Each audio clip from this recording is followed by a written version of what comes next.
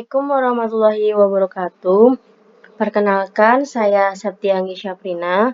Di sini saya akan membuat video presentasi singkat terkait manfaat dan dampak negatif dari e-commerce. Apa sih itu e-commerce? Electronic commerce atau e-commerce adalah segala aktivitas jual beli yang dilakukan melalui media elektronik. Meskipun sarananya meliputi televisi dan telepon, kini e-commerce lebih sering terjadi melalui internet. Dari definisi tadi, ada 3 poin utama dalam electronic commerce, yaitu yang pertama, adanya proses baik penjualan maupun pembelian secara elektronis. Yang kedua, adanya konsumen atau perusahaan. Yang ketiga, jaringan penggunaan komputer secara online untuk melakukan transaksi bisnis.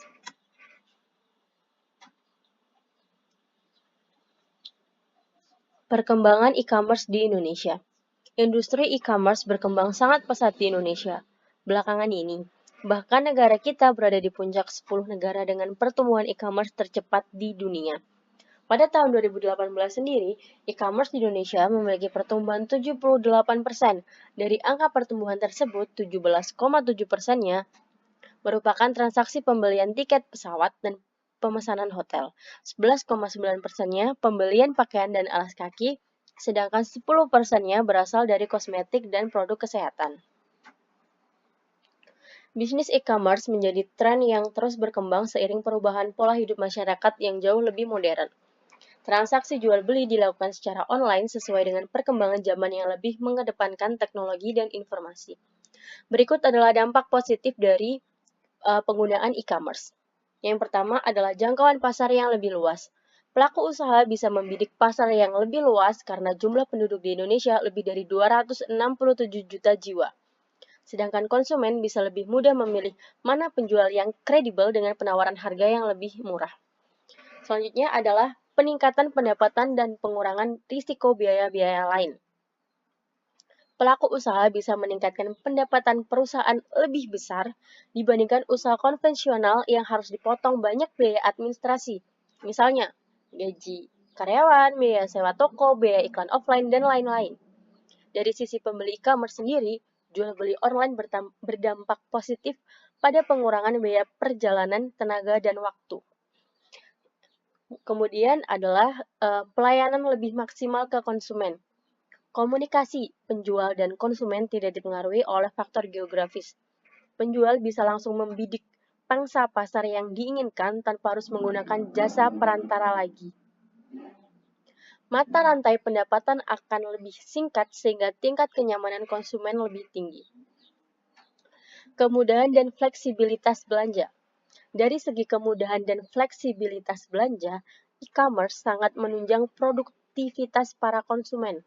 Mereka tak perlu lagi pergi ke tempat belanja konvensional sebab belanja online bisa dilakukan kapan dan di mana saja. Tak hanya soal fleksibilitas waktu saja, konsumen juga bisa menetapkan mau belanja secara tunai atau kredit, penggunaan kartu debit, kartu kredit atau dompet digital, dan lain-lain. Sistem pembayaran yang mudah dan jelas menjadi keunggulan tersendiri. Metode pembayaran menggunakan bank transfer atau transaksi elektronik membuat pelaku usaha juga lebih mudah mengecek pembayaran lebih tepat waktu. Dan yang terakhir ada peningkatan manajemen supplier. Supplier yang mendapatkan ulasan atau testimoni positif dari konsumen bakal lebih meningkatkan pelayanan dan sistem manajemennya. Setidaknya produksi menjadi lebih cepat dan inovasi produk selalu dilakukan. Hal ini dikarenakan supplier e-commerce juga bermunculan sehingga kompetisi semakin tinggi.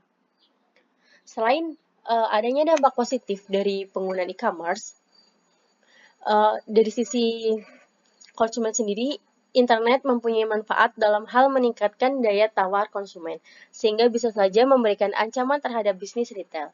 Untuk memperoleh harga terbaik, konsumen mungkin akan melakukan dua hal. Yang pertama, mencari informasi barang yang dibutuhkan di toko setempat, kemudian membeli barang tersebut melalui internet yang seringkali memberi harga yang jauh lebih murah, atau untuk konsumen yang masih enggan menggunakan internet untuk membeli produk, mereka akan mencari harga di internet, kemudian mencari dan menawar produk yang sama di toko dengan harga yang ada di internet.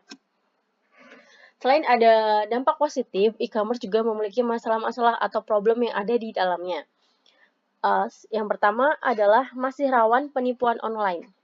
Dewasa ini, banyak orang telah melek internet dan melakukan transaksi jual beli melalui situs online. Namun, banyak konsumen yang masih terjebak penipuan yang mengatasnamakan bisnis online. Misalnya, penipuan barang real picture yang ternyata tidak sesuai dengan kondisi produk aslinya. Yang kedua adalah hilangnya ranah privasi atau pencurian data pribadi. Di Indonesia belum ada peraturan atau perlindungan data konsumen sehingga banyak orang masih ragu untuk berbelanja online. Informasi rahasia yang terungkap ke pihak kurang bertanggung jawab berpotensi menyebabkan kerugian yang jauh lebih besar. Yang ketiga adalah gangguan layanan. Indonesia masih harus menghadapi masalah infrastruktur dan prosedur e-commerce. Masalah gangguan layanan internet bisa saja terjadi mengakibatkan pelaku usaha kehilangan kesempatan mendapatkan keuntungan yang lebih banyak. Dan yang terakhir adalah kehilangan kepercayaan dari konsumen. Berbagai faktor bisa saja terjadi yang menyebabkan perusahaan kehilangan kepercayaan konsumen. Misalnya, gangguan teknis, faktor pelayanan, praktik bisnis yang tidak benar, dan masih banyak penyebab lainnya. Membangun kepercayaan konsumen memang menjadi fondasi penting dalam bisnis e-commerce. Internet telah menghadirkan cara dan peluang baru dalam bisnis. Banyak aspek yang harus dipertimbangkan di dalamnya. Kehadiran e-commerce yang sebelumnya mungkin belum pernah ada dalam praktik bisnis konvensional. Meskipun semakin banyak pengguna e-commerce, hal ini tidak bisa diartikan bahwa transaksi e-commerce telah sepenuhnya aman. Agar tercipta rasa aman dan untuk mengurangi resiko, maka salah satu hal yang penting adalah aspek kepercayaan antara pihak penjual dan pembeli yang mungkin belum pernah bertemu secara fisik sebelumnya. Aspek kepercayaan ini bisa tumbuh kalau didukung dengan hadirnya beberapa persyaratan dasar, misalnya adanya certification authority. Karena begitu besarnya potensi masalah e-commerce, maka semua pihak yang berkompeten harus mencermatinya sejak dini dan membuat aturan main yang jelas sehingga resiko tersebut tidak terjadi lagi. Sekian presentasi dari saya. Ada kurang lebihnya mohon maaf. Semoga apa yang saya sampaikan bermanfaat buat kedepannya. Terima kasih.